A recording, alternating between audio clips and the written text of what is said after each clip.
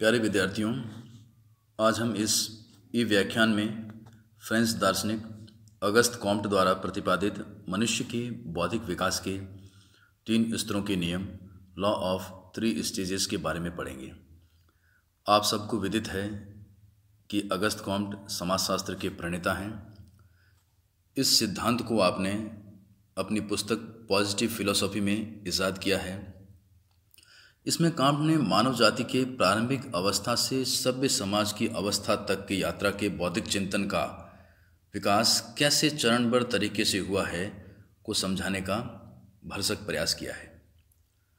आपने समाज के उद्विकास की 3 अवस्थाओं के नियम का प्रतिपादन तुलनात्मक एवं वैज्ञानिक पद्धति के आधार पर किया है, अर्थात प्रत्येक स्तर की तुलना, उनका कंपैरिजन तर्क के आधार पर आपने किया है। मनुष्य का यह बौद्धिक चिंतन 3 स्तरों या चरणों से गुजरकर क्रमशः विकसित होता है। ये चरण निम्नांकित हैं। पहला, धार्मिक स्तर थियोलॉजिकल स्टेज। दूसरा, तात्विक स्तर मेटाफिजिकल स्टेज। तीसरा, प्रत्यक्षवादी स्तर या पॉजिटिविस्टिक स्टेज। कांट के मतानुसार सभी समाजों में और सभी युगों में मानव के बौद्धिक विकास या अध्ययन करने की हमारी प्रत्येक प्रमुख अवधारणा, हमारे ज्ञान की प्रत्येक शाखा एक के बाद एक 3 विभिन्न सैद्धांतिक दशाओं से होकर के गुजरती है। धार्मिक अथवा काल्पनिक अवस्था, दूसरी अवस्था है तात्विक या अमूर्त अवस्था, और अंतिम वैज्ञानिक अथवा प्रत्यक्ष अवस्था।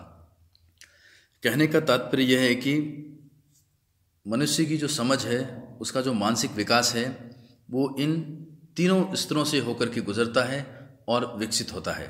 मनुष्य के बौद्धिक चिंतन के ये 3 स्तर कांट द्वारा बताए गए हैं। पहला स्तर लेते हैं, धार्मिक स्तर। इसमें प्रत्येक सामाजिक एवं प्राकृतिक घटना के घटित होने पर मनुष्य इसे ईश्वर या अलौकिक शक्तियों की तात्कालिक क्रियाओं का परिणाम मानता है।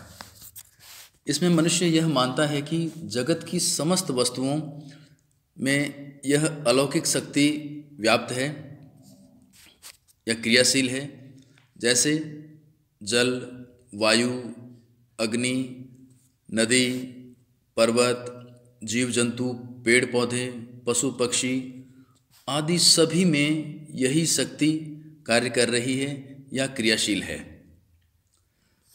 कहने का मतलब है कि प्रत्येक प्राकृतिक घटना, जैसे भूकंप का आना, तूफान, भूस्खलन होना, ज्वालामुखी का विस्फोटन होना, बरसात का आना, किसी की मृत्यु हो जाना, इन सभी घटनाओं के पीछे मनुष्य को केवल एक ही कारण दिखाई पड़ता है, और वह कारण है ईश्वर या देवी देवता या ऐसी ही अन्य अलौकिक शक्ति।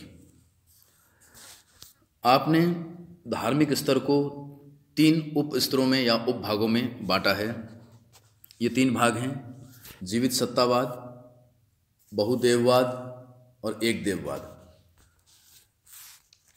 पहले हम जीवित सत्तावाद के बारे में पढ़ेंगे। फेटिसिज्म। इसमें प्रत्येक वस्तु या घटना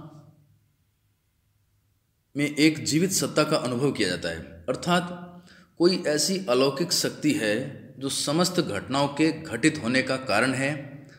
इस स्तर में मनुष्य जादू टोने में भी विश्वास करता है। इसके बाद बहुदेववाद, पॉलीथिज्म। इसमें अनेक देवी देवताओं पर विश्वास किया जाता है जो कि जीवन के विभिन्न पक्षों का प्रतिनिधित्व करते हैं, जैसे अग्नि का देवता, जल का देवता, वायु, धन, विद्या आदि सभी के लिए अलग अलग देवताओं को उत्तरदायी माना गया है। यहाँ पर आपने अलौकिक शक्ति या ईश्वर को एक मूर्त अवधारणा माना है, एक व्यक्तिक रूप में माना है।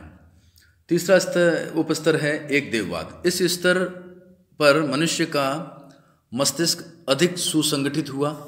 बहुदेववाद के कारण, अर्थात अनेक देवी देवताओं को मानने के कारण लोगों में मानसिक उलझनें बढ़ने लगी, मनुष्य के समक्ष परेशानियां उत्पन्न होने लगी। तब उसका चिंतन, श्रद्धा, विश्वास एक देवत्व की ओर उन्मुख हुआ। अर्थात यह विश्वास किया जाने लगा कि प्रत्येक घटना या वस्तु का कारण मात्र एक देवता है, सब उसकी रचना। अतः एक देववाद में मनुष्य प्रत्येक सामाजिक एवं प्राकृतिक घटना के घटित होने के पीछे केवल एक ही ईश्वर को उत्तरदायी कारक मानता है। अब हम बात करते हैं दूसरे स्तर की। दूसरा तात्विक स्तर है। इस स्तर में ईश्वर का चिंतन व्यक्तिक रूप से न होकर एक अमूर्त शक्ति के रूप में होता है। जगत की समस्त घटनाएं एक अदृश्य या निराकार सत्ता के कारण घटित होती हैं। उस अमूर्त निराकार शक्ति के कारण जो कुछ भी इस संसार में हो रहा है वह शाश्वत है और स्वयं में पूर्ण है।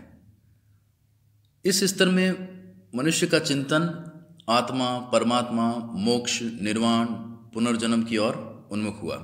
अर्थात कोई भी घटना घटित होती है उसके पीछे इस तरह के तर्क दिए जाते हैं। यहाँ पर ईश्वर को अमूर्त शक्ति के रूप में बताया गया है, वह निर्व्यक्तिक है। जैसे हमने धार्मिक स्तर में ईश्वर को व्यक्तिक बताया था, यहाँ पर वह एक अमूर्त शक्ति है।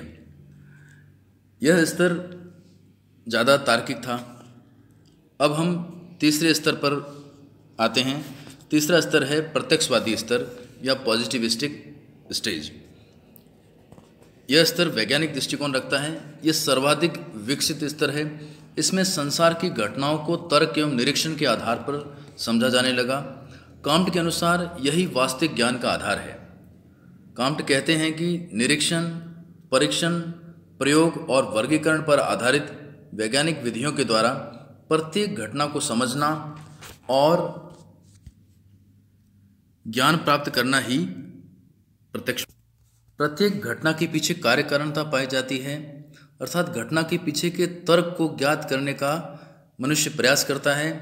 इसमें कल्पना को कोई स्थान प्राप्त नहीं होता। कांट के अनुसार ये तीनों स्तर एक आवश्यक नहीं कि एक दूसरे से पूर्णतः पृथक हों, अथवा एक स्तर के बाद ही दूसरे स्तर का आविर्भाव हो सकता है। एक ही समाज में या एक ही मस्तिष्क में तीनों स्तर साथ साथ पाए जाते हैं। कांट का कहने का मतलब यह था कि ये जो तीनों स्तर हैं वह एक ही समय में एक ही व्यक्ति के मस्तिष्क में पाए जा सकते हैं। एक व्यक्ति अर्थात एक व्यक्ति एक समाज में किसी घटना के घटित होने के कारणों को तीन दृष्टिकोणों से सोच सकता है। इसे हम एक उदाहरण के माध्यम से समझ सकते हैं। जैसे एक व्यक्ति के इकलौते पुत्र की मृत्यु हो जाती है।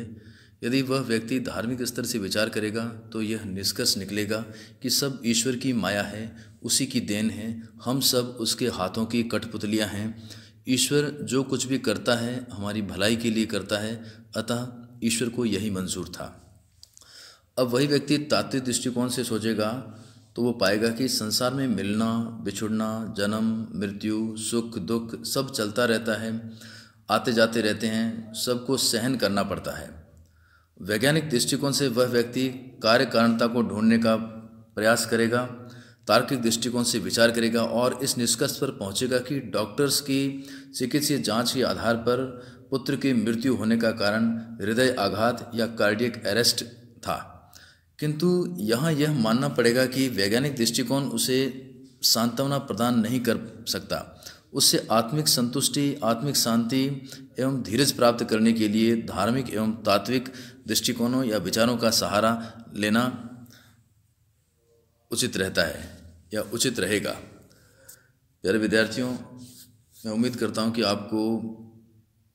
आपको अगस्त कॉम्ट का लॉ ऑफ 3 स्टेजेस समझ में आया होगा। अगली बार एक नए विषय के साथ आपसे रूबरू होंगे। Thanks to all of you.